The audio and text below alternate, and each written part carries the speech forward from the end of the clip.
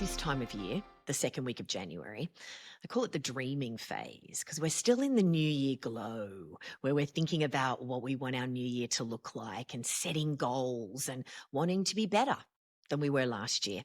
And often that involves being healthier and fitter and stronger and thinking about how we're going to eat more healthy foods and exercise and treat ourselves better. But as we talk about a lot on this podcast, making healthy food changes can be challenging. And we all know that we need to be eating more vegetables, but we want to be doing it in a fun and engaging way so that we're excited about the food that we're eating and those healthy habits stick. So I'm so excited to have Joe Yonan on the podcast today to talk about his cookbooks, in particular his latest cookbook that came out in September of last year, Mastering the Art of Plant-Based Cooking. And what I love about Joe's approach is that he doesn't tie being plant-based or vegan or vegetarian to an identity. It's about celebrating the food and the choices and the variety. You know, often when we hear those terms, we think about restriction and being miserable, but there's actually more plant foods than there is animal foods, and you don't need to be vegan or vegetarian to enjoy vegan food, you know. And so, listen, no one knows more about what's going on in the American food scene than Joe. All right. So Joe has been working in the newspaper industry for over 40 years. He was a food and travel writer at the Boston Globe. He's been the food and dining editor at the Washington Post for 20 years. He writes this amazing weeknight vegetarian column. And before that, he wrote this Cooking for One column for 5 years. And both of those columns won numerous honors from the Association of Food Journalists. And Joe is also an amazing cookbook author. So his first book, Serve Yourself, Cooking for One, had so many fantastic ideas for how to really lean into cooking for yourself. And then his follow-up book, Eat Your Vegetables, is all just about a celebration of creative ways to get more vegetables into your diet. And then in 2020, he wrote an amazing book called Cool Beans, which was, widely named one of the best books of the year by, Food Network and Forbes and multiple other places. He edited the really well-known book, America, the Great Cookbook. It's a compendium of photo portraits and recipes from chefs and food heroes around the United States. And it was all to benefit No Kid Hungry, which is an amazing charity in America. And as I said, his latest book, Mastering the Art of Plant-Based Cooking, is a triumph. It is a bold title, but he delivers. It is my favorite book of 2024. And I'm so excited to get some of these tips from him because, again, I love his approach and the way that he thinks about food. I met Joe years ago in the height of the Blender Girl chapter when I'd started my food website. I was writing my books with Penguin Random House with 10 Speed. And I went to a ton of conferences, meeting people and speaking at things and appearing at things and cooking at things. And I met so many wonderful people in the food world, chefs, restaurateurs, cooks, food writers, journalists, enthusiasts. And one of my favorite people was Joe. Not only is he just has this beautiful passion and love of food and communion and the way that these stories bring people together, but he's just a really great guy. So I'm so excited for you to get to know a bit about him and his story and get some of his tips. So let's get the skinny from Joe Yonan. Oh, Joe, I know we were giggling before this because it's so much fun when we get together and talk about food. So I know. dear listener, we're going to bring you into one of our lovely conversations. So, Joe, there's so many things that I could ask you about, but I want to get into some of this stuff about mastering the art of plant-based Okay. cooking. So Yeah. I want to go back to this it has to be me moment, or rather, it does not have to be me moment, when you were working at the Boston Globe, working on Mhm. 9/11 coverage, and you just decided this does not have to be me. I want to work in food. Tell me about Yeah. that. Yeah. It was wild. I went for a promotion in news and I didn't get it. And it was the first time in my life that that had happened to me. Ooh, what did that feel Yeah. like? That I didn't, well, what was wild about it was that I was relieved. And that's what shook me up because Ooh, I was that's a tell. relieved and then it was a tell. And I was like, wait a Yeah. minute, I should be devastated. By all rights, I should be Yeah. devastated. Why am I not devastated? And then it hit me, oh, I really didn't want this job. And I really Interesting. wanted to make a change. And so it's funny. I don't know if your listeners remember, there there was this really popular series of books for the longest time called What Color is Your Parachute? And Yeah, yeah, I love and it's those. basically it's basically these exercises trying to help you find your bliss, right? And this is before, like, it was all on paper. It was all like, I mean, it wasn't before computers. I mean, this is like 2000. But Yeah. I had the physical book, and there was an exercise for imagining yourself working, and then later you would do an exercise where you imagined yourself happy, and then over a course of visualizations you would imagine kind of bringing those two things closer and closer together. Yeah. Well, I started the first exercise and I closed my eyes. I had my little pen and paper and everything. And I closed my eyes, and it literally 5 seconds. I opened my eyes and went, oh, it's food. It's food. Food is Oh, my favorite subject. I've always loved to cook. I believe food is sort of the center of so many things in our culture. yes. And my favorite stories have been about food, and my favorite interviews have been with chefs. And it just hit me like a bolt out of the blue, which is a phenomenal feeling, I have to say. I mean, it's a phenomenal feeling when a no Yes, opens the door to your most powerful yes. yes, absolutely, absolutely. And I'm so glad that I went for that promotion that I didn't get, Ah, because I'm not sure how long it would have taken me, otherwise, yes. They did to you a come huge favor. did me a huge favor. So Yeah. yeah, so then I just started turning my career toward food. I didn't want to leave journalism altogether. I had paid a lot of dues to get where I was, and I didn't want to go to culinary school and open a restaurant or anything like that. I wanted to use it for journalism. So, I went for a year, and while I kept my job, kept my night job, and it was grueling, but really fun. And then Wait a I second. You went to culinary school at night while you held your day job, or you were working at night while you went to culinary school? That's right. I was working at night. Whoa. So a typical day was in the lecture seat at 8 a.m. And then a lecture for a couple hours, and then in the kitchen for several hours. And we had to clean everything. So mopping floors at 4, and speeding through Boston to get to the Globe by 4:30 when my shift started at the Globe at 4:30, and worked until 12:30 at night, and then Whoa.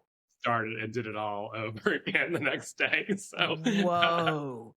So yeah, so you really wanted to immerse yourself in this, learn yeah, about this, study, gain the tools and the expertise to really do this properly. yes. I had chef friends who were saying, "Oh God, don't go to culinary school. Just come work with me on Yeah. every Friday night. Just come by, come. I'll put you on the line. Like, I'll teach you everything I know." And I think that would have been cool, but I also knew that with a full-time job, I wasn't going to do it. I knew that those nights would come around, and when I was supposed to go, just voluntarily show up in their kitchen, and I knew that I would just find a reason not to every time. I needed more discipline, and I needed structure.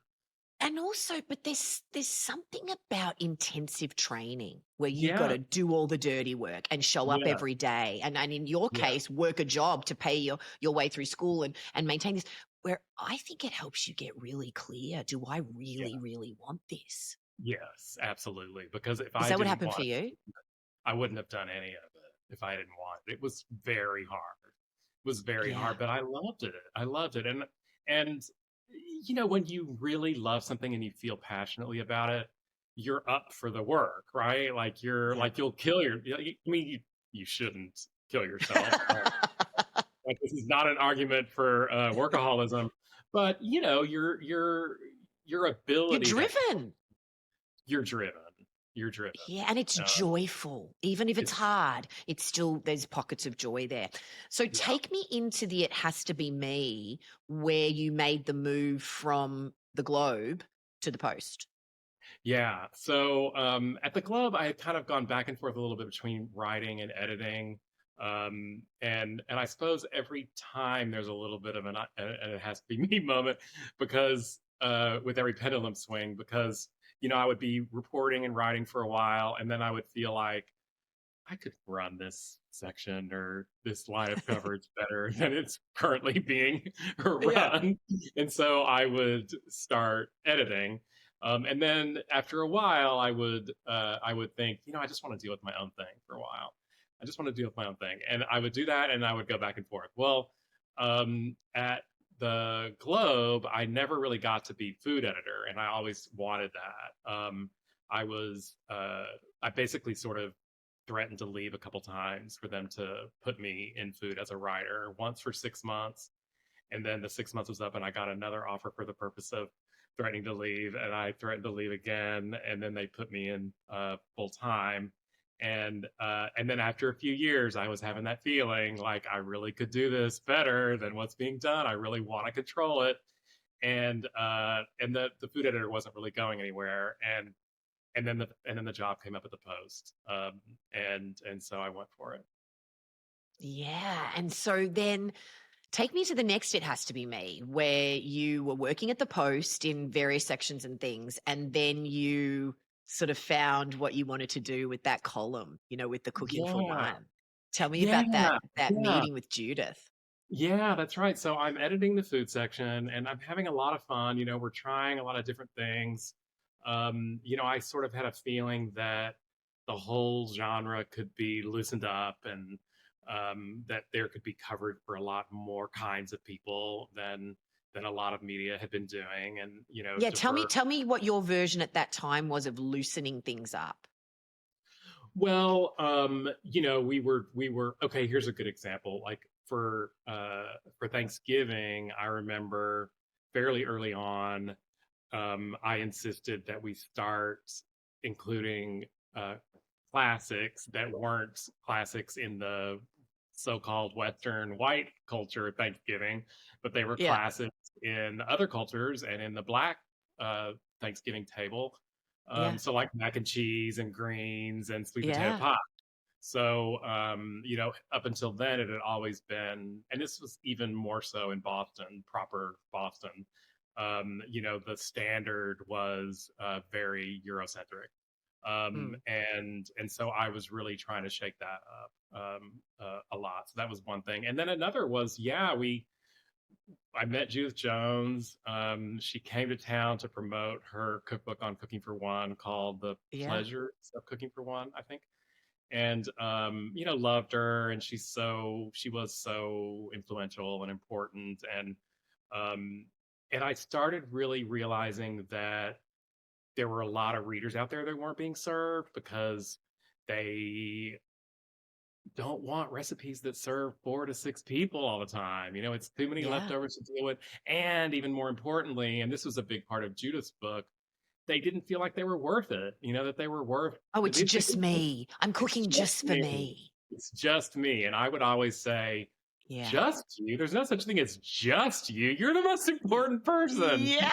You. I'm sorry. Like maybe it's my innate flight narcissism, but I just think that I'm the most Oh, important. please. I will join you on that hill, okay? Like, there's no more important person to cook for than me. Right, I right. And I love always it. I'll made join you there. yes, and I always made that analogy to the safety um, message on the airplane where they say, Yes. put the mask on yourself before you help other people. Yep. So it was like, look, you can't you can't cook for other people, or help other people if you don't take care of yourself. And this is a form of self Yes. love, and I tried to make it really fun, and I also, I had this realization that was the Judith thing really made me realize that cooking for one really covers a lot of demographics. There's young people, of course, who have just moved out of the house and are trying to learn how to cook for themselves. And then there are divorced people who Yeah. are, newly having to get used to cooking for one when they didn't before. And then there are widows and widowers, and that was Yes. Judith. So we're talking a 18 to 90 Yes. range of people. So I started writing a weekly column about it, just about my own experiences and take on it. And And it, how did you want your take to be different from Judith's? Like, what yeah, was it in you that when it has to be me to write a yeah, column? like you were talking about as an editor, well, I can do that better. I can do that differently. Right. Here's a gap that's not being filled. What was Right. it in you that felt that you wanted to contribute something else to that demographic, that group of people? Yeah, Judith was very proper. So her book and her take on it was, I light a candle for myself, I pour a glass of wine, I set the table. It's Yeah. sweet. It's sort of like that scene in Rear Window. I don't know if you remember, but there was this one Yes, I love that movie. Miss Lonely Hearts, and it's a Yes. tragic scene. It's a tragic scene where he sees this woman pour a Yeah. glass of wine and serve Across. Yep. at a table, Yep. and she's like actually clinking to a non-existent person, and it's really Yeah. pathetic. Yeah. Well, And that's I just Hitchcock for thought you.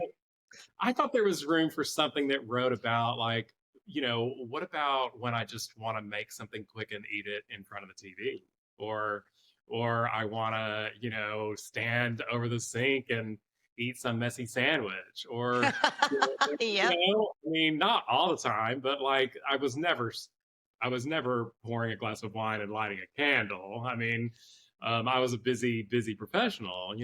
I was trying to eat well, but I was doing it on the fly, and I thought there was room for something that captured that aspect of people who are cooking for themselves, much more kind of off the cuff. Yeah. And then you went on sabbatical. So Yeah. take me into that next It Has to Be Me that led to a real change in your journey with Yeah. food. Yes, a huge change. So I had a few crises, all kind of converged. Um, a beloved dog died suddenly. A beloved community garden got paved over by the owners, and I had to lay off some people at work. So all of a Oh, sudden, I didn't want to be at home because it was where I found him, yeah. and I didn't want to. My one third place that I went to all the time, the community garden, was not no longer an option, and I didn't want to be at work because I was having to lay people Yeah. off. Yeah. Oh, So I got a book contract. A second, I wrote a book about cooking for one after the column called "Serve Yourself," and then they were interested in another one, and I was at this point sort of pretty much starting to become vegetarian, unbeknownst to even myself. take me inside of that a little bit. So how were Yeah. you becoming vegetarian? Well, I had this moment. I don't know. I have these moments, Tess. It's weird, or it's great. I Well, guess we all have those moments. Take me y'all have inside moments. some of yours. Yes, yes. Well, I was having people over, and I loved having people over. I was cooking for myself, day in and day out, but I loved cooking for friends, And I was planning a dinner party, and I was trying to figure out what to make. And I opened my fridge and freezer, and in my freezer, I saw, God, it must have been 20 pounds of the most beautiful farm raised, humanely raised, farmers market bought expensive meat that I had been buying from the farmers market and never cooking at home. And it made me realize, oh, something has changed within me. Sorry, wicked people. Oh, I you just can break into musical theater all you want with me. so Oh, I was that's like, great. whoa, what's going on? I'm not eating meat. And then I pretty quickly realized that it was probably initially about eating so much of everything in restaurants, and wanting to eat cleaner at home. Um, and then along with that realization that bolt out of the blue again was I was like, oh my God, I feel fantastic. Yeah. Like, I just sort of put it together. I was like, I feel fantastic. I have so much more energy than I used to have. I just feel great, and it must have something to do with all these vegetables that I'm eating. Yeah. And then I pretty much started eating more like that in restaurants. It was around the time. This is around 2011, and this was when I feel like, when you finally were starting to see a lot of mainstream restaurants just do vegetables and plant-based cooking a lot better. Like they were Yes. just It really started to take off. it Yes. started to take off. So now I had more options in restaurants. and I was gravitating toward everything because I was so excited about it. And it just kept building. And then when I wanted to get out of town because of all my crises that happened, I got a book contract, and I went up to my sister and brother-in-law's homestead in Maine for a year to work on the book and to help them on their homestead where they grow almost all their own food. And, you know, they were kind of toying with the idea of having pigs at the time. My brother-in-law had started to build a pig, what is it, pen? I don't know. Some pig house. And you know, they were making plans, you know, and when they have animals, and they've had animals, meat animals, which they've had a little bit here and there, you know, they slaughter them. You know, I had slaughtered a chicken uh myself there once and I wrote Wow. about how hard that was. Yeah. And so I was like, oh shoot, they're I'm gonna have to deal with the pigs. I don't want to deal with the pigs. I don't want to make bacon. I don't want to render fat. I don't want to do any of that. I really want to eat vegetables. And coincidentally, pretty quickly, somebody gave my brother-in-law a copy of the China Study, and it was like page 60 something. Oh. Gets to page 60 something, and he called and he canceled the order for the piglets. And Listen, that book has changed yeah, so many people's yeah. lives. Yeah, and Yeah. he was like, "Joe, I'm not. No, we're not getting the pigs, and we're not eating meat anymore." And my sister's always been pretty much vegetarian, really going back decades. And I love my sister, and You and Rebecca are close. Yeah. we're very, very close. We're Yeah. very much alike. There's, you know, 7 kids in the family, and she and I are not like the others and very much like each other, and it's Yeah. wonderful. And we've Oh, always that just time, that year must have been so special. was Growing food together, cooking together, testing yeah, recipes together. yeah, it was amazing, and I love cooking. My sister is my favorite person to cook with. You know, I love cooking Why? with. Why is she your favorite person to cook with? Well, it's just, you know, we know each other so well that it's just like it's seamless. It's just like, Yeah. oh, what do you want to do? Oh, do you want to do that? Oh, do you want more of that? I think so. You know, I don't know. It's just fun.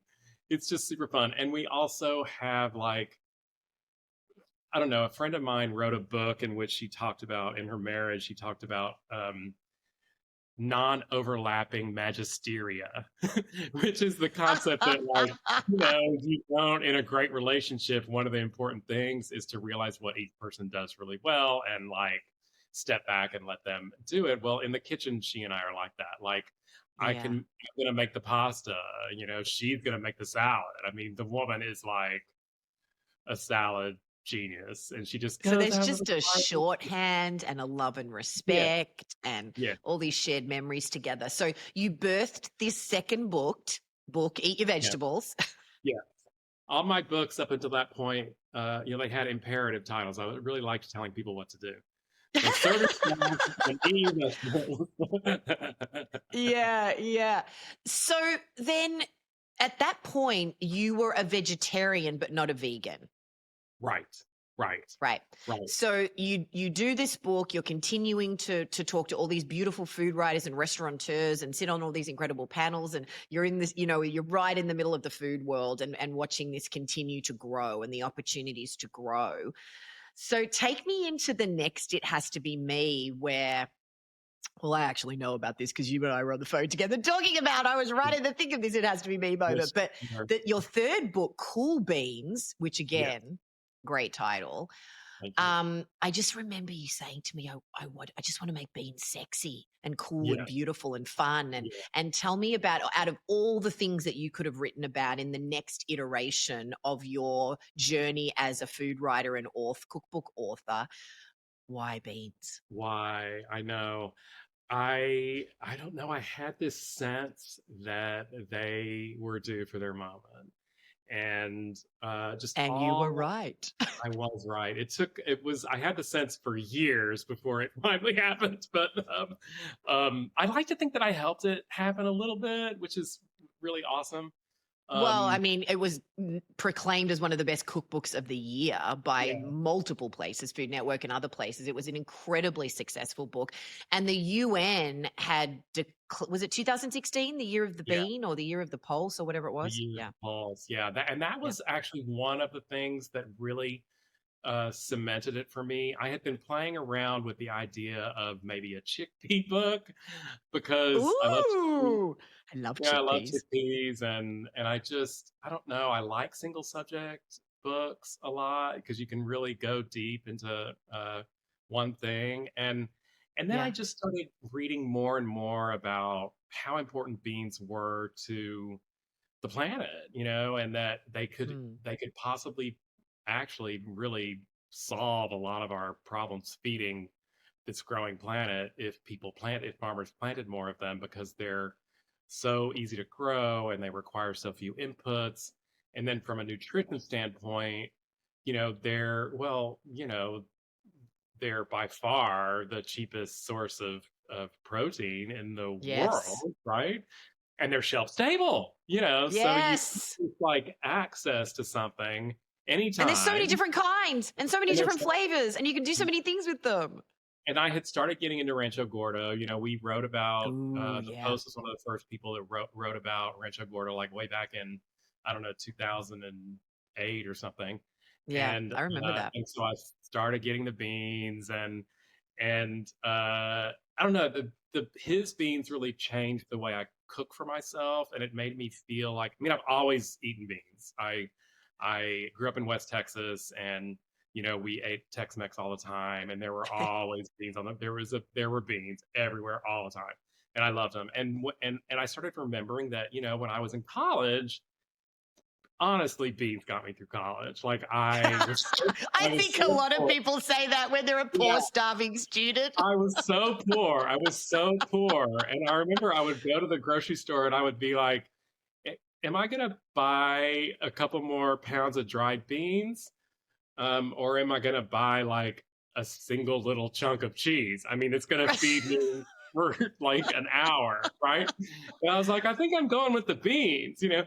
And Oh, I remember there was this restaurant that a lot of us ate at, this French restaurant called Les Amis, and they were really known for this beans and rice that they had, and it was black beans and brown rice. It was a hippie restaurant in Austin in the 80s, and it was so cheap. It was like $3 or something, and you got like this big pile of beans on brown rice with salsa, and I lived on that. Between that and what I made at home, beans got me through yeah. school. And so I just started Yum. thinking, and I just started looking around at all the cultures that had beans as a center of their culinary traditions, and there were just so many of them, and Yes. it just all started to come together. And then the UN thing, when the UN declared the year of the pulses, I was like, I really should do more than chickpeas. I should do all beans. And it's funny that you remember that I said I wanted to make beans sexy, because actually what I first said, and this is just so ridiculous, I first said to my agent and my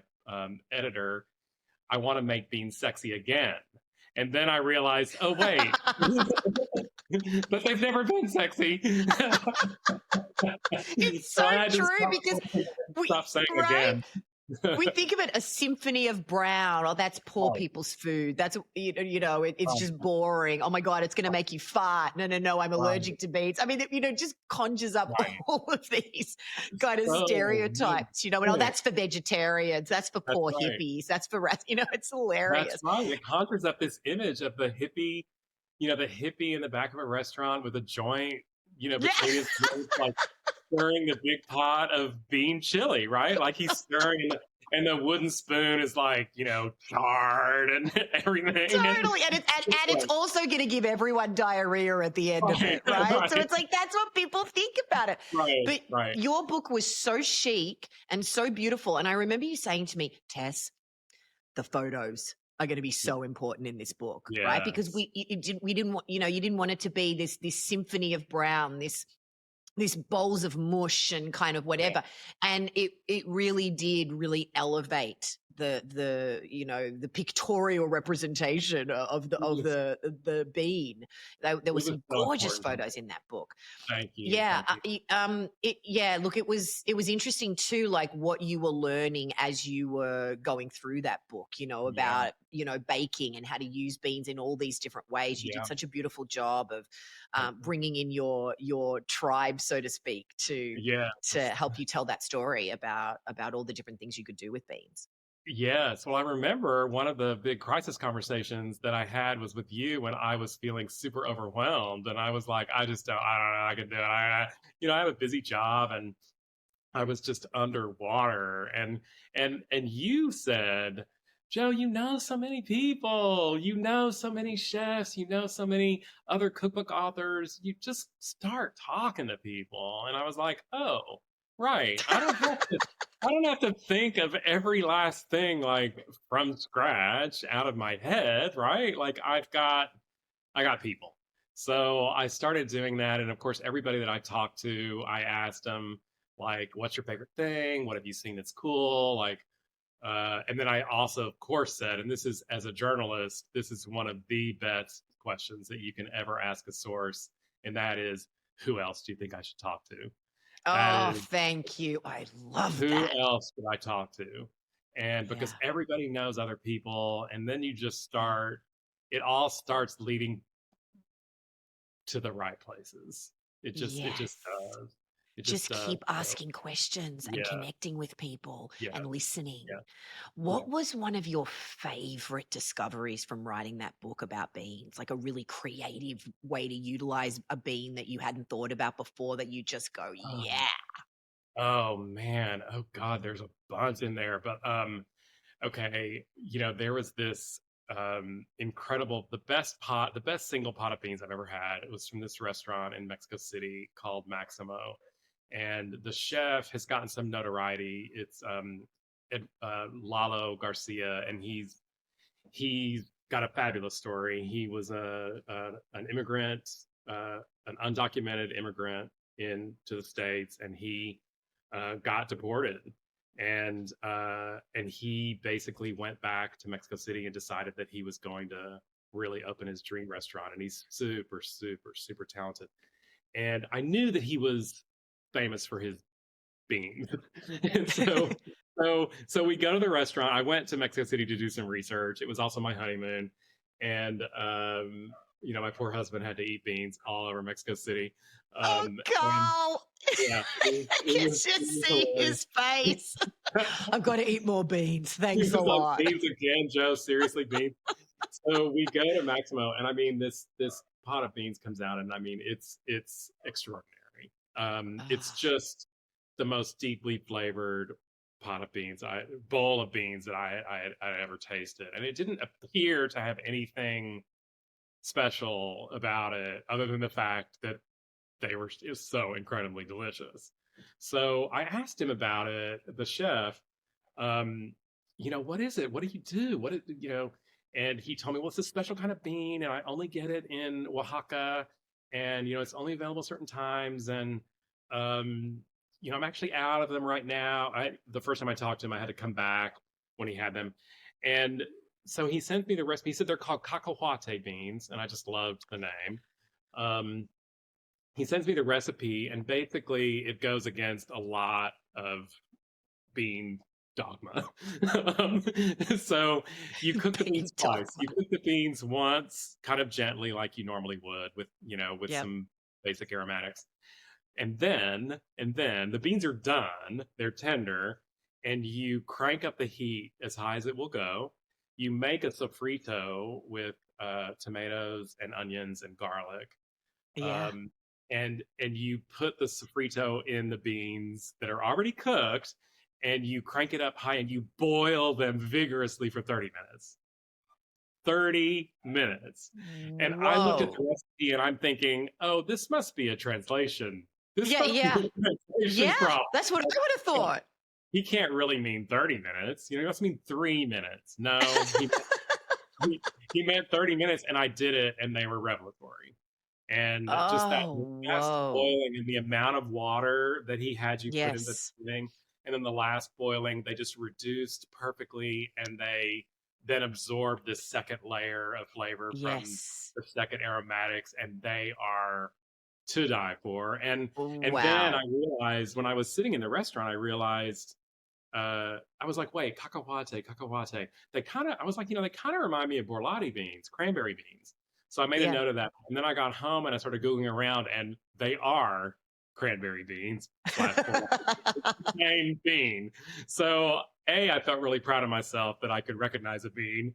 But B, I was like, oh, they're not I mean, they were a delicious bean, Yeah, but they're not, you don't have to sell your soul to grab a bag at, 2 weeks of the didn't year or something. didn't have to fly to Yeah. Oaxaca to get them. Yeah. So that Oh, was one of my great. favorite discoveries, was just Oh, how wow. and there's no meat in them, obviously, Yeah. no meat, no smoky ham hock, and Wow. they couldn't possibly have more flavor. Oh, So I love it. I All was, right, let's get into this magnum opus here, okay. this latest book, The Art of Mastering Plant-Based Cooking. Yes. That's a bold title, my friend, even Yeah. coming from you, Yeah. considering, the history of that with Julia Child. And Yeah. and gosh, have you delivered. Oh, thank you. So I want to know about that. It has to be me. Yeah, I'm going to call my book that. With all of the incredibly well known plant based books and vegetarian cookbooks and vegan cookbooks that have come out in the past, 15 years. Uh, what was it in you that went, yeah, I'm doing this? Yeah. Yeah. Well, so from my perspective, I had this feeling that there were kind of all of these sort of strains of vegan cooking, um, and each one of them had their poster boy or girl. There was like the so-called post punk, tattooed Brooklyn thing from Issa, Yep. Chandra Moskowitz, and Terry Romero. Yep. There's like the willowy, glowing blonde, who writes about how it helps her skin glow. Um, there's like there's a strong African American, Yep. tradition, veganism, a wonderful history around it. Um, and I didn't see anything. I didn't see that much that I felt like tied them all together. And more importantly, I think most of the things that I had read in public discourse, maybe not so much in cookbooks, but in media coverage, around plant-based eating, it was always an argument and a contest over who's better. Are the vegetarians better than the vegans? Are the vegans better than the vegetarians? Is everybody better than the omnivores? Is there a room for flexitarianism? Just the identity. It was the focus on the Yeah. identities. And while I think it's perfectly great to claim your identity, um, I just started thinking, like, what about the food, people? Like, what about the food? And this thought crossed my mind that it's a cuisine. That was the Yeah. bolt out of the blue for me, was the realization that it is a cuisine. And I just didn't know whether it had gotten its due as a cuisine. So Mm. something that any modern cook, these days, Tess, like you and I and like all our friends, like we cook from all over. We cook all sorts of cuisines, right? Yes. We're so interested. We're modern cooks. That means that we feel like we can reach into any cuisine and read about it and learn about it and do it well, given all the information we have now. And I started thinking, if you want to learn how to make the best Spanish paella, right? Like, you want to know about how to get the crispy rice on the bottom, and when to cover it, and whether you have to cook it outdoors and all that. You don't feel like you have to renounce your US citizenship and move to Valencia and tell all your friends that, like, you're never going to cook anything else but Spanish food again. I am a Yeah. Spaniard now. I mean, as wonderful as that would probably be, uh, Yeah. other cuisines aren't tied to people's identities as much. I mean, we feel as modern cooks that we have access to a lot of different types of, and so I wanted people to have something that would show, that would answer their curiosities about how to cook this kind of food well, um, without feeling like they had to claim an identity in order to do it. Yeah, well said. And I think the other thing that I really love about your book is it's a celebration of choices and Yes, of flexibility yes, rather than limitations. that's right. And That's often, when we can put our lens on the things that we are not eating, the meat, the eggs, the dairy, the this, the that, instead of leaning in to the incredible choice and right. flexibility and adaptability that you have That's right. with plant-based cooking and vegan recipes. And there are Right. so many sections of the book where it's just such a beautiful exploration and celebration of that. Thank you. Yeah, I really feel strongly that if it's about subtraction for you, you're just not going about it the right way. It needs to be about addition. And like you said, an opening. It needs to be an opening of your world. So, yes, maybe the absence of animal products is what is causing you to look at things differently. But what you should see then are the wonderful Possibilities. variety of options that you have. Yeah. And you know, it's more, it can be more imaginative cooking and creative cooking than cooking with animal products, because Yes. there's there's a newness to it, and a freedom to break the rules. You know, you don't feel like you Yes. have to always, oh, well, it's a cake, it has to have eggs, no, and then you actually start looking around at history and culture and realizing that this way of cooking is actually in every culture. It's Um, baked in, like the yeah, decolonizing your diet little section of your book is yeah, one of my favorite parts of your book, yeah, where, Nico points out how yeah, leaning towards plant-based cooking has been baked into indigenous yeah. cultures and ancient traditions. That's absolutely right. And it wasn't until colonialism that all the Yeah. meat and the animal products came in. I mean, people have this vision, for instance, of Mexican cooking, that it's all, cheese and meats, and it's the Yeah. birria and the quesadillas and everything. But yeah, in Mesoamerica, they ate a primarily plant-based diet. I mean, not exclusively, they were hunting, but that was rare. Like that was, the meats were occasional, and accents, the focus was Yeah. on the plants always.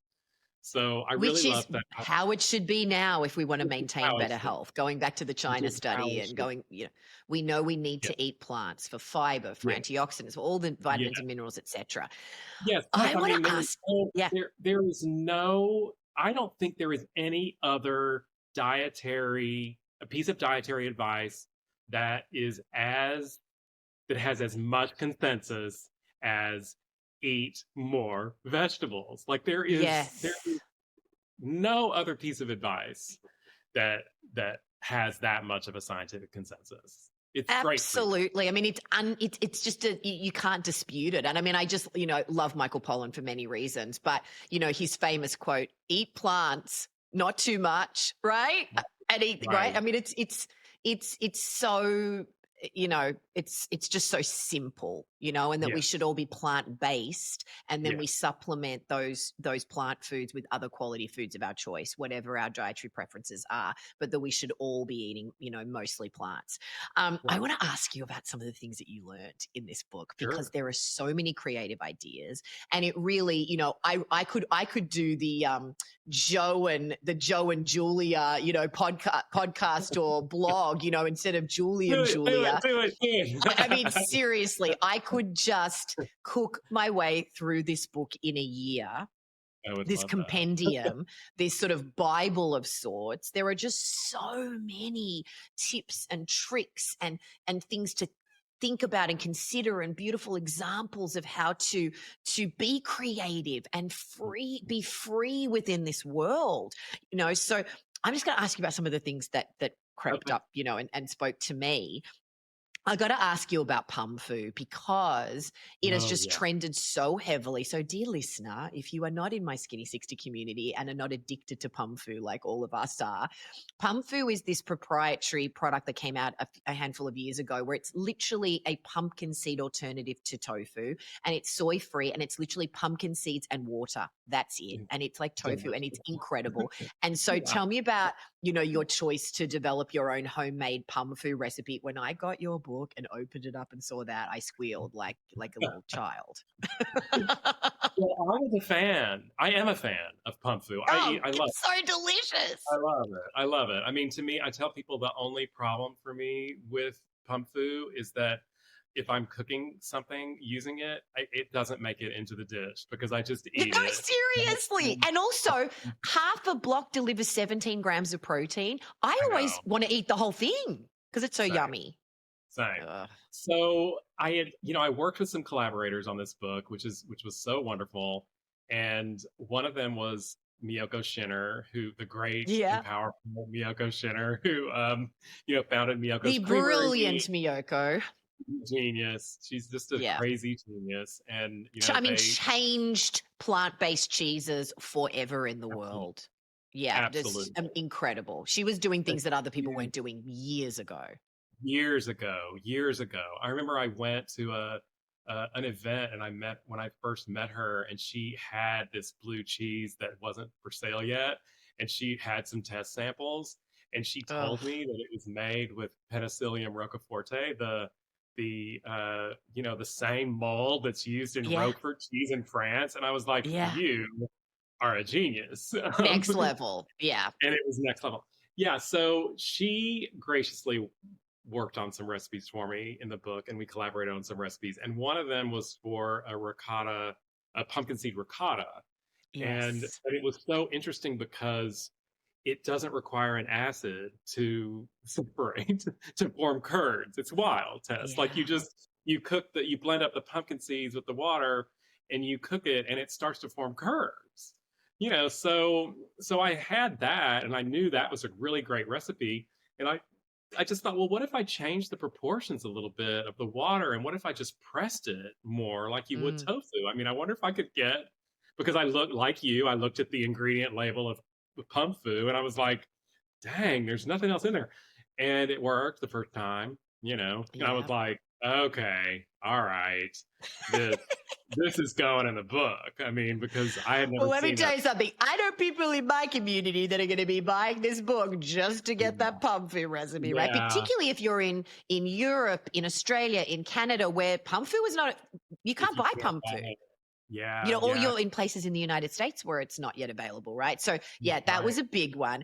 And I have to ask you about the secret to a great veggie burger because Oh, yeah. what I loved about your book was how you said, forget, Beyond Meat and the Impossible Burger and trying to get veggie burgers to taste like meat. What about and just an amazing vegetable burger that Right. celebrates the vegetables and the beautiful flavors Right. and stuff? So I love the simplicity of what you were teaching. So can you share what in your mind constitutes the greatest veggie burger? Sure, sure. So, it's really all about the texture, right? And we've all had veggie burgers that were either way too dry and crumbly, or we've made them and they've fallen apart in the skillet, or if they've held together, it's because they're just a bean puree. And when you put and which is fine, except you can't eat a bean puree between two buns because as soon as you bite into it, you get the squish factor. Yeah. And so I was looking for something that had a lot of texture, had some of my favorite ingredients, and but still ate like a burger. And so I learned, and I've been working on veggie burgers tests for like 12 years, 15 years. Yeah. I've worked on veggie burgers, and I've learned some things. And one of them is people don't use a food processor. Just don't use a food processor. I know. You know, You're big on just use your hands. I was like, because as soon as people think, oh, well, you can just pulse it, because the problem with the food processor is that it will turn it to puree. It will Yeah. go from coarse to pureed in a hot second. And everybody thinks, and I think too many cookbook writers think, oh, I can just tell people to pulse it a few times. But people are like, I mean, they don't just. I mean, nobody just pulses delicately like I think like I think that we think they're going to, and so that's one thing. I also, it's got beans and mushrooms are the main, bulk of it, and then there's nutritional yeast and lots of Yeah. spices and aromatics, and the other trick that I think really helps them is I like to bake them first, Yeah. and that sets them. So Yeah. rather than going straight to the skillet, I bake them first, and then what you can do, they're actually great like that. They just don't have browned edges, but they're Yeah. great.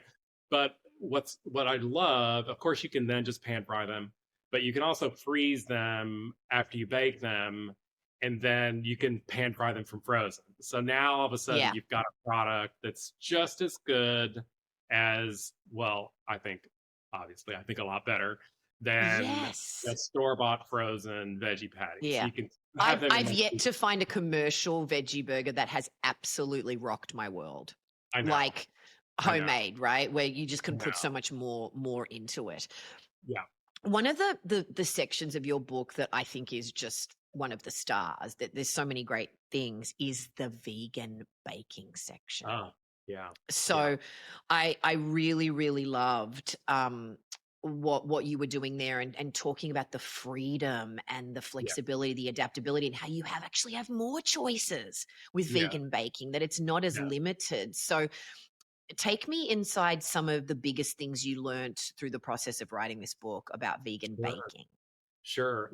I have to say, one of the very first things that I ever noticed about vegan sweets that stuck with me for so long was the first time that I made chocolate sorbet. And I was like, why is this so much better than chocolate ice cream? Why is it so much more chocolatey? And I think it was a David Leibovitz recipe ages ago. Yeah. And And it's of course because there's nothing to cover up the flavor of the chocolate. There's no dairy getting in the, because I mean cream is wonderful and everything, but for people who eat it, but it coats your palate, and I mean it Yeah. takes over, And and it mutes things. it mutes things. Yeah. Everybody who makes ice cream, if you try to make a fruit-based ice cream, it is tough because you're cooking down the fruit and cooking down the fruit and concentrating the fruit so that you can try to get cut through all that cream in the flavor. Yeah. So that was sort of something that had always kind of stuck in the back of my head, was this realization that a lot of vegan baking could be more clarified in flavor. Yeah. And I brought that to this book. I do some ice creams in the book, and I love, love, love them because they're just they're super clear flavors. I have a nut or seed ice cream you can use with any nut or seed, and you get a bunch of nuts and you roast some of them, you turn some of them into a milk, leave it raw, turn some into a milk, you roast Yum. some, you turn some of the roasted into a butter, to a nut butter, and then you combine the milk, the nut milk, with the nut butter and sugar and vanilla on the stove, and you churn it in an ice cream Uh, maker. And you Yum. add I in, love that I asked you about baking and you go straight to ice cream. Like you're my okay, yeah, spirit I animal. know. Like Baking. I just love ice cream. I will take ice cream Same, over a baked good any day of the week. And it's so funny that both of our same. minds went there straight away. I really love I love the soft serve section, the Yeah, tahini soft serve and all those nut butter ice creams, because there were just endless flavor combinations with such a simple idea, like you're right. saying. Right. I mean, I really tried throughout the book. I mean, one of as I'm working on the book, I'm trying to think what will elevate it above just a collection of 300 vegan recipes. Yeah. Um, what turns it into what makes it become mastering? And part of it are the tips and, suggestions that I give you along the way, but I think a big part of it is that I give you a lot of master recipes then with a bunch of variations. So that Yes. what I want you to learn is not just how to make, pistachio ice cream, but how to make ice cream. And like the veggie burger, I want you to know, I want you to understand the concept of putting together a successful veggie burger. And then So you can choose your aromatics and your yes, the different flavors. spices Yeah. change up, the condiments Yeah. change up, everything changes up. Um, in the baking chapter, we do that with the cakes and the cookies. Yes. There's a master chocolate chip cookie recipe that you can turn into Rocky Road, or you can turn Yeah. into double chocolate, or you can, and there's a master oatmeal cookie recipe that's so good, and I tend to always make the coconut variation because I love that combo. And the coconut oatmeal cookie is it's just to die for. Oh, It's so simple, Tess. I mean, I think one of the things that I learned in working on that chapter was, I think everybody thinks that you always have to have an egg substitute. And there is a place for the flax egg and the chia egg, and definitely. But I think when you think about it a little bit deeper, you realize that eggs provide multiple benefits, functions, I should say, in a recipe, and a lot of things that are plant-based can provide those functions. And they don't yes. always have to be it doesn't always have to be one thing that does all of it. So for instance, with cakes, right? Like actually a lot of cakes are leavened by baking soda and or baking powder. A lot of quick bread, banana breads, cakes. Not that many people don't make a classic genoise that often where the only leavener is eggs, right? Like Yeah. there's already a chemical leavener. So the leavening is taken care of. There's the richness, right? That is usually a matter of just the fat that you're adding, right? And an oil-based cake has proven itself for Oh, they're decades so good. as being Yeah. superior to a butter-based cake. I'm sorry. Yes. An oil-based cake Yes. is amazing. It's And more, it's no all apology necessary. We no are not problem saying necessary. sorry for being Right, fans of right, the right. vegan Like bacon. no, Yeah. like in Italy, they're not apologizing for an olive oil cake because it doesn't have butter Yeah. in it. They just love olive oil. So you've already got that. You've got the richness. Then there's the structure, which is where I think sometimes the flax egg or this chia egg can come in handy to help bind something. But sometimes it gets kind of gummy, or the flax, you don't want flax seeds everywhere, and there's just other considerations that you have to take into account. I tested some recipes for the book. There were some quick breads that depended a little bit too heavily on flax, and I just felt like there's too much in here. There's too much flax in Yeah. here. So one of the things I realized is that you can get structure from extra protein. So in the cornbread recipe, for instance, I use bread flour instead of all-purpose flour, and Yeah. it has more protein and it gives it more structure. And when I switched to bread flour, the whole thing came together.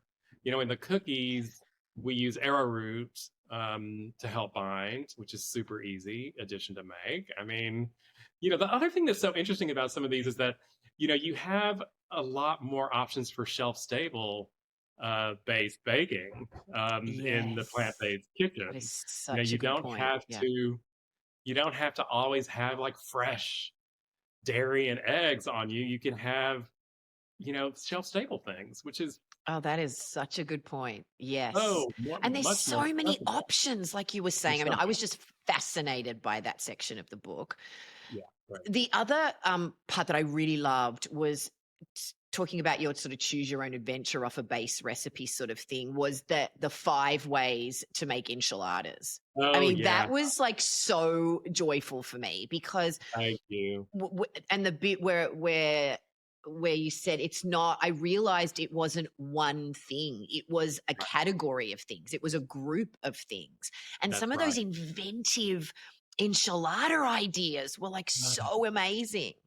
Yeah, I know. I was enraptured by the idea, and I have to say, it first started occurring to me when I was working on Cool Beans, because of course I've loved for many years. I've loved and frijoladas, which Yeah. are tortillas that are dipped in a bean puree rather than a chili sauce. Like if you think about the Spanish, enchilada means and chili, dipped in chili sauce, and and frijolada is dipped in bean sauce. Well, I was working with a collaborator, Dora Stone, who's wonderful food writer based in Texas. She's Mexican. She went to CIA. She's brilliant. She has a cookbook coming out next year. I was talking to her about enchiladas and talking to her about how much I love and frijoladas, and then we just started talking about she was like, "Well, have you had enmoladas?" And I was like, "Oh yeah, that's right. That's the one with the mole sauce." And she was like, "Yeah." And she goes, "Have you had encacahuatadas?" And I was like, "I'm sorry, What's what?" that? And Yeah. she's, "Oh yeah, it's a peanut sauce." And it's interesting. Whoa. It kind of goes, and it's traditional. It's traditional. Really? Yeah. Yes. Yeah. Yes. So, and the other one is entomatadas, which is a tomato based sauce. Yeah. So I said to her, Dora, have you ever seen anybody like in a cookbook like put them all together and maybe even do kind of a mix and match thing where you could like Yeah, it was pair so different good. sauces with different fillings? And she was like, I have not, and I think we should do it. I was like, I think we should too. And it's one of my favorite parts of the book. I love It it. is one of my favorite parts too, and so well done. So was that a game that you played with yourself throughout the process of birthing this book and creating it? What hasn't been done? What hasn't been done? How can I, Yeah, do something different? How can yeah, I be imparting some knowledge in a different way that I haven't seen yeah, before? And I mean, you're the perfect person to do this because what 44 years working in newspapers and interviewing the chefs and the restaurateurs and the cookbook authors and going to the events that you've gone to, you've yeah, just tried so many things and written yeah. about so many things. Yes, yes, I have. I've seen. I feel like I've seen it all. Although, I mean, and then one of and then Dora says that to you and you haven't, that's right? right. That's right. Yeah. That's right. Well, I have to take it aside here and just say, that's one of the reasons why I love the title, and this is why Judith Jones chose it for Julia's book, is that it's master ring. It's the gerund. It's the ing. That's the most important Yes. part of the title, because that connotes that you never get there. You're always exploring. You're always in the Yeah. process of mastering. We're always learning. And many things have come up since the book, since I finished the book, where I've like, oh, that could have gone in. Oh, that could have gone in. Yeah. But I didn't know about it then. But no, yeah, I was really always trying to find things that I thought hadn't quite been done. And the Pumfu is a great example of that. I just wanted to have something where people would be like, just really excited to see it. Oh, I And was excited to see the cacio pepe oh recipe yeah, and your yeah, tips about the ratio of the water and having more starch. yeah, Oh yeah, gosh, that was yeah. such a It good tip. turns out, yes, it turns out. I'm not the first person to write about this, but I don't think enough people know about it. It turns out that one of the reasons people have wondered for many, many years why we can't make why it's harder to make cacio e pepe here than it is than you can get in Italy. So the Yeah. problem with cacio e pepe making it is usually that the sauce breaks. So and finally people started realizing that it's really about the quality of the cheese they have in Italy Mm. and the different like the composition of the cheese. And one of the secrets to making it all work is cooking your pasta in a lot less water so that the pasta water is that much more packed with starch, and the starch is what brings the sauce together. Now obviously my version doesn't use cheese. It's I call it ceci e pepe, for the Italian word for chickpeas. Oh, it's But it's got the such a good, same silkiness, and it's all so because of clever. that. It's all because of that water. And you know what? it's easier and faster to cook pasta in a lot less water too, you Yeah. know? Like, and I also tried in the book to give a lot of tips for how to have a more eco-friendly kitchen too, because I really feel like the plant-based kitchen is an eco-friendly kitchen, Yeah. and so I wanted to pay attention to that, and that's actually a bonus with that recipe. I hadn't quite realized it, that you're not using, a giant stock pot full of water in. Yeah, and I loved the section on create a nourishing meal and, the basics of putting together a Yeah, really healthy plant-based meal and making it nutrient dense and flavorful and textures and colors. And that section was brilliant. I mean, look, we could talk for 5 hours about yeah. how Let's do fabulous this book is and it. the adventure that you can go on, and you don't need to go through the book in a linear fashion. Like, you can No, pick apart the bits that you want to explore, the recipes that speak to you, and just keep exploring. I mean, yeah, I had it beside my bed for like a month because I just would get into bed wow. and kind of like look through, ooh, ooh, ooh, ooh, which one could I do? And I was like flagging all these recipes. I mean, it's a triumph. It's so I'm spectacular. so Congratulations. happy to hear I that. want to know where we go next Oh after god. this book. Okay. Like, Yeah. what are you thinking is the next progression after this book? Do you want to dive more deeply into one particular bit of the book? Like, what's kind of Maybe. give me a little Maybe. bit of a taste of what might be coming. I know. I know. I mean, the interesting thing about this project was that after Cool Beans, as much as I said I like single subject, I had this real compulsion to do something big. Like, I wanted to make something that I thought could potentially be a classic. And now I face a choice. Like, do I go back to single subject? Do I take a piece of it that, I mean, I think a common thing people might do from here would be uh, plant-based cooking every day, right? Um, that might be one, or weeknight plant-based cooking, or That feels a bit like the obvious path for you. I I don't know. I'm know, not feeling so that for you. honestly, the one that I've been thinking about, and I haven't sold this book or even written a proposal or anything, but I have thought, well, maybe it should be mastering the art of plant-based baking.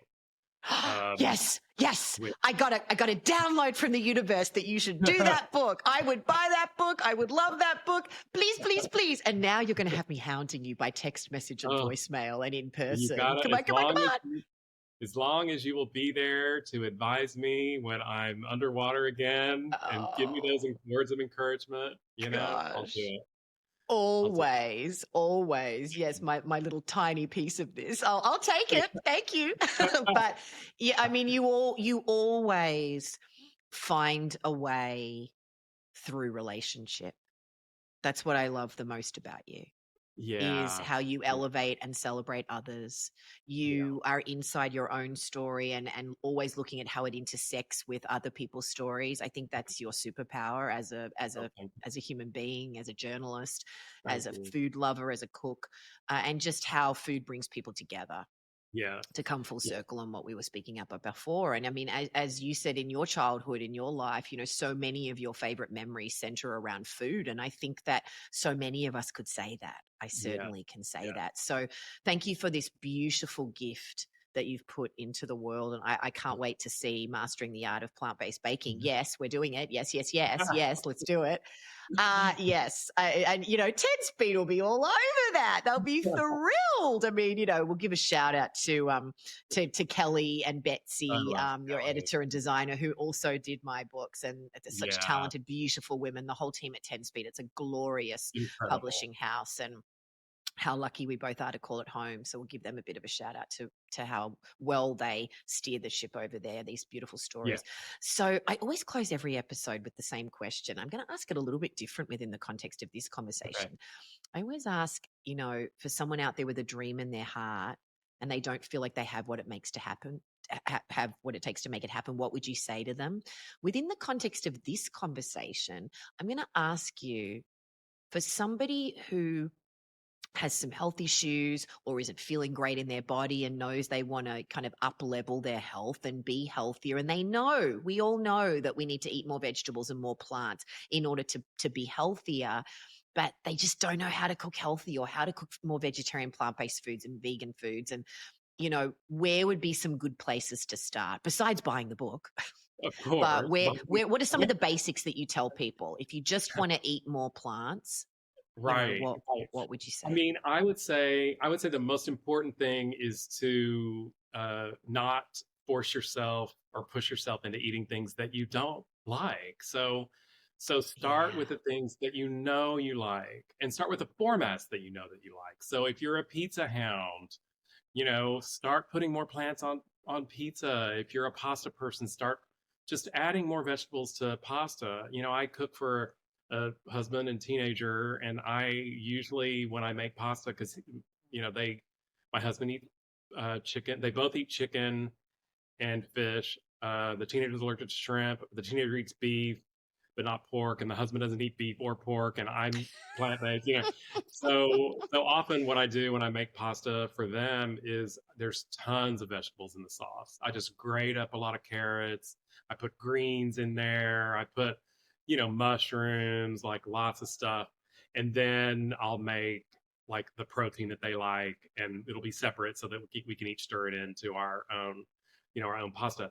But I would say, yeah, if you like pasta, just look at that. If you like sandwiches, you know what I mean? Like look for things that you Yeah. already feel comfortable with, and then think about adding vegetables, and add the vegetables that you like first before you. I mean, I think it's great to start branching out, and I do think that as Americans, we don't eat nearly as wide of a variety of foods as we should. Um, but I think that when you're trying to change your diet, don't push yourself so far out of your comfort zone that you end up finding something disappointing or not as tasty as you wanted, because then it's just gonna reinforce this idea that it's not something that you're gonna like. If you go for things that you already know you like, and in formats that you're already into, soups or ramen, or um, you're just gonna you're just gonna be a step ahead, and it's just gonna work out better faster if you go that way, I think. Oh, such great advice. Oh, Oh, what a fantastic conversation. I can't thank wait, you. dear listener, for you to get a copy of Mastering the Art of Plant-Based Cooking. It is such a fantastic book. Thank you. Thank you for this lovely conversation. I love you. I love you too. I was so glad to be here.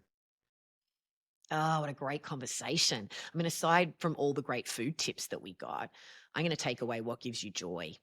That when you really love something and you're passionate about it, you're up for the work. So think about that thing that gets you fired up, that you want to put in the work for, and just keep asking questions and connecting with people. He said, as a journalist, one of the best questions you can ask a source is, who else should I talk to? Well, we can be doing that whether we're journalists or not, that everybody knows other people. So it just starts with asking, who should I go to? And it leads you into the right places, and that you can do things your way, and that there's a place in the world for your unique perspective. I loved when he met Judith Jones, who is a legend in the food world, and she'd written that very famous book, The Pleasures of Cooking for One, that he trusted, that he also wanted to put out a story on the same subject with his unique spin on it, and that there was a place for it. And that, cooking is an act of self love, and that we want to feel like we're worth it, that we're the most important person in the world. So why wouldn't we put the time, effort, and energy to cook for ourselves? And that we can't help others if we don't take care of ourselves. I loved when he said that vegan isn't an identity, it's a cuisine. And that he wanted to write Mastering the Art of Plant-Based Cooking so that anybody could cook this kind of food well without feeling like they had to claim an identity for it. And that vegan cooking isn't about subtraction. It's about opening yourself up to other possibilities, and that there's actually more options, more imaginative and creative solutions with vegan cooking, because there's a newness to it and a freedom to break the rules. I love the stuff about vegan baking where he was saying that you don't always have to have one egg substitute, that eggs provide multiple functions, the leavening, the richness, the structure, and that it doesn't have to be one thing that does all of it. And that when he said there's a lot more shelf stable based options in vegan baking and in a plant-based kitchen. That is so true. I'd never thought about it that way before. And that you actually really can get richer flavors, with a lot of foods when the dairy isn't there muting the flavors. When you gave that ice cream example, that was a really good one because that's been my experience as well. Lots of vegan tips to take away, right? About making the best veggie burgers, making great vegan ice creams, the enchiladas, that cacio e pepe tip was really great, right? About cooking it in less water you've got more starch. I'm telling you, we literally just scratched the surface of the treasure trove of tips and delicious recipes that are in this book. And he does give you these base recipes and there's all these variations. It really is a choose your own adventure book, and such a fabulous journey. I really am going to cook my way through that book this year. One thing, that he talked about was that the mastering, the actual present tense version, that we haven't mastered past tense. We're in the process of mastering, that you're never done. You never get there. That you're always learning and exploring, and we're always in the process of mastering something. That really spoke to me. And, if you're thinking about making healthy changes, you want to include more vegetables in your diet. I really loved his tip of start with what you know and what you like, and just add more plants to those meals and then build from there. I thought that was really fantastic. So really get a copy of Mastering the Art of Plant-Based Cooking. It is such an incredible book and it will take you on the most beautiful journey of loving your vegetables. So we've got all of the ways that you can connect with Joe in the show notes, and please share with me which recipes you're making from the book. Oh, I can't wait to hear. I want to hear about your It Has to Be Me story. So head on over to ithastobeme.com/stories to share it in our free community. You can also join the conversations we're having about this episode and others. I'm Tess Masters. Join me next week and we'll dive inside another great story to help us go from dreaming to doing.